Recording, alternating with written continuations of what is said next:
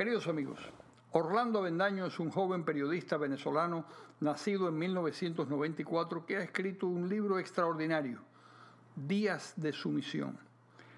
El ensayo lleva un subtítulo en forma de pregunta que el autor responde cabalmente: ¿cómo el sistema democrático venezolano perdió la batalla contra Fidel?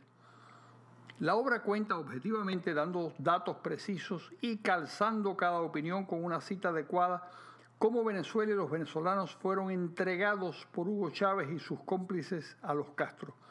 Se trataba de un botín que ansiaba Fidel desde que le declaró la guerra a Rómulo Betancourt tras el amargo encuentro que sostuvieron en 1959 en Caracas tras el triunfo de la revolución. El ensayo, a medio camino entre el reportaje y la historia, se inicia con un exergo muy inquietante escrito por el francés Michel Houellebecq. Dice el autor francés: la cima de la felicidad humana radica en la más absoluta sumisión. Como se sabe, en su novela Sumisión, escrita por Houellebecq en París, en las elecciones francesas del 2022, ganaría en el país un partido de raíces y formación islamista tradicionales. Los franceses, en la famosa ficción, se someten voluntariamente al yugo de la Sharia, la implacable ley islámica. Islam, por cierto, quiere decir sometimiento a Dios. La historia que narra Houellebecq puede parecer exagerada, pero no lo es más que la sumisión de Venezuela y los venezolanos a la Cuba comunista. Venezuela era un país mucho más rico, educado y próspero que Cuba.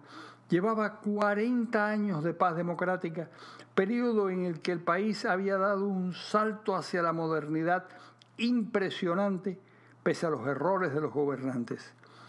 Siempre que alguien pone en duda esta afirmación, le pido que mencione otro periodo de la historia venezolana que haya durado 4 décadas y en el que la educación y la salud pública hayan dado el salto exponencial que dieron durante esos años de libertad y democracia.